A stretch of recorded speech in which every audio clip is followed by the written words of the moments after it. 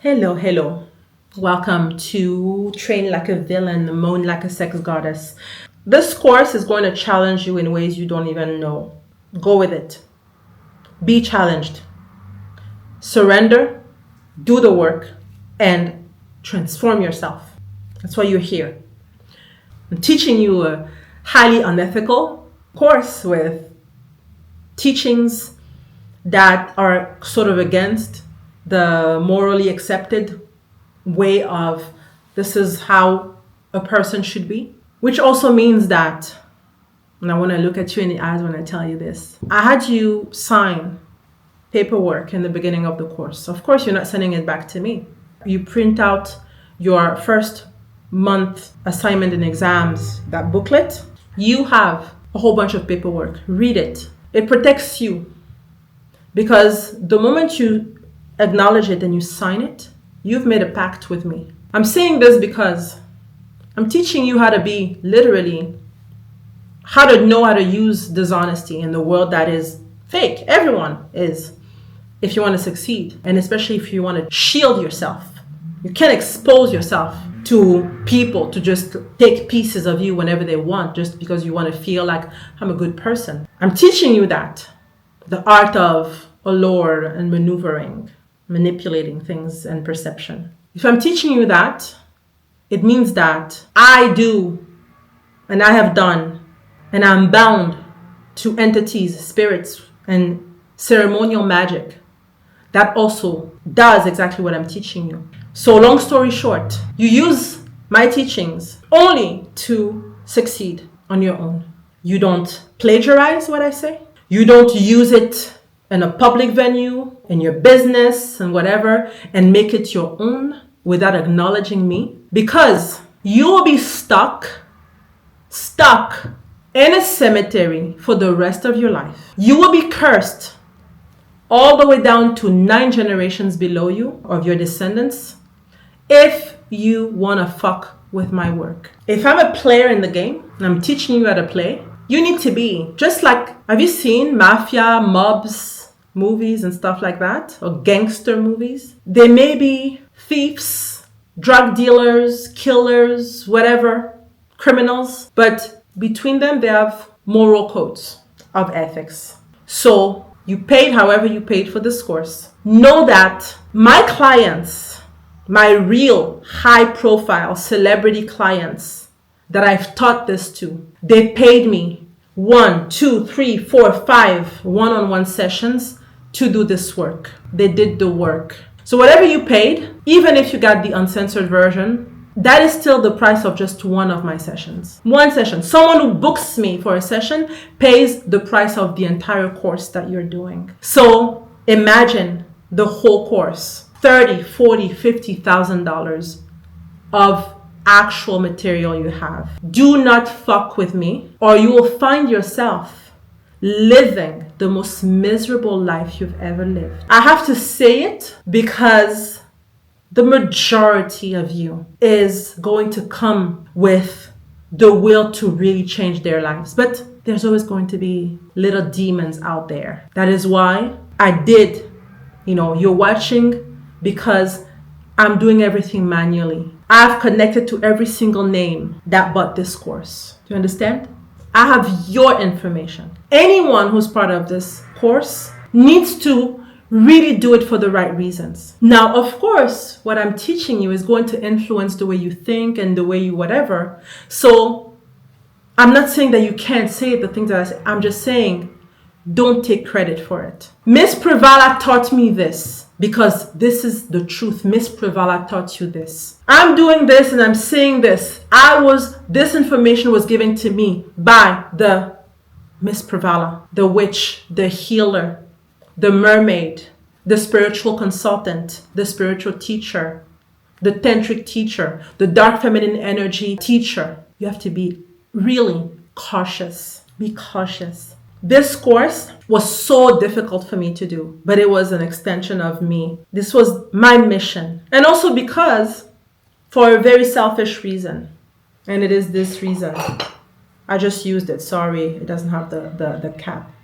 So many of my clients have come to me with questions and Thank you for you if you are a client who's booked me for one-on-ones, because I get to understand more of the hurdles of your spiritual journey because I get to speak to you, because you invest in me. This is why I was like, I want you to use this properly. I want you to show up with the right energy so that you win. I never want you to doubt that this is a powerful product. Okay? And everything else, my potions, everything I do with my hands and my energy, they're powerful. They're powerful. But when you come with a fucked up mindset and you come up with a curses and all of that, and you're not willing to invest and you to say, I don't care if I don't eat, even if I'm down to my last dollar, I'm going to buy a curse removal from MP. And if it's something bigger, you contact me and I find you something bigger, but it costs money. If you're highly cursed, it costs a lot of money. I told you, I've invested over $250,000 just in my spiritual initiation journey to be able to show up to you here. Not a lot of people can say that. And certainly not the people who learn spirituality from YouTube or from TikTok now. Whew. Respect my work. Respect my work also because when you pay for anything that I do, and this is really because I've had customers over the years that really piss me off. The kind of clients who buy something from you, so say they buy Moaning to Manifest, and then a year and a half later they send an email saying, oh, I lost the link. I want to get back to Moaning to Manifest. You're supposed to practice Moaning to Manifest for a year to the point where you don't need Moaning to Manifest anymore because you know how to do Moaning to Manifest without relying on any material. This is the type of clients that piss me off, because it's almost like you come to me, you need to be my brand ambassador. You're not going to be out and say, well, MP's work doesn't really work. It works. It's just that you're fucked up. Your mentality is fucked up. Your addiction to being a victim is what is fucking you up. And if you have curses and stuff like that, I don't care even if you're down to $1 or to not eating. I remember when I was in New York, I was young, and there was this HBO show, Sex in the City. I remember it was a famous quote back then. The character Carrie said that when she arrived in New York, I don't know how she said it, but she, something like, when I arrived in New York, sometimes I couldn't buy food, and I bought Vogue because she felt like it fed her more. This is the attitude you should have. If you have nothing, don't eat. Get a curse removal if that's what's blocking you. If it's bigger, I will tell you, okay, at least we've removed the layer. You released a little bit of the energy. Come to me, I will do the work. Or if you cannot pay me, maybe I can find someone who can do that work for you. Not in the capacity that I would do. In any case, I hate doing curse removals. That's why I created the package, because they're too expensive. And most people are too stuck in their experience of poverty in their mind to invest in themselves. I personally have gone through every stage of life. I left my home when I was 17. I was a privileged girl. I went to the US, and I was a nobody. No money, no nothing. I worked. I was an international student with no work permit. I worked in a restaurant, and I was paid cash. I was able to pay for my school because my parents told me, you're never going to make it on your own. You're too spoiled. Guess what? I did it. I went from living in small shared apartment to shared rooms during the summer in Spanish Harlem, living in an apartment where I had to lock my door, and the door was like a very thin wood. And I had to put an actual lock. There was no lock. I had to go to the store and get a lock with a key, the type that you use for your luggage, because there was no lock on that door. Do you imagine the level of poverty? I would hear people coming to that apartment. It was a shared thing where I don't even know. People didn't know each other. They all spoke Spanish. They were all Dominicans. They accepted me because they thought I looked Latina, like I looked like an Afro-Latina. Because of colorism, I was able to have a place to live, even though I was a black girl. And they were like, oh, it's okay, mommy, it's okay. You look Dominican. I've been through hell. That's why I'm able to teach you that. And even at my worst, at my lowest, I picked myself up. I didn't make excuses for myself because I knew who I was. I never identified with poverty. I never identified with ugliness. I never identified with being dumb. I saw myself as someone who is highly intelligent, highly everything. This is me and this is my experience and it's my spirituality. So there's no excuse. Even at that lowest, when I was paying a room in a place where I think they were even dealing drugs or whatever. I mean, the guys were it was only guys and some random girls that would show up sometimes. And we shared a bathroom and we shared a kitchen. I never used the kitchen. I bought myself like a little thing to just cook myself. So you have no excuse. Even if you're poor, you have no excuse. It's your life. It's your life. Who gives a fuck if you make it?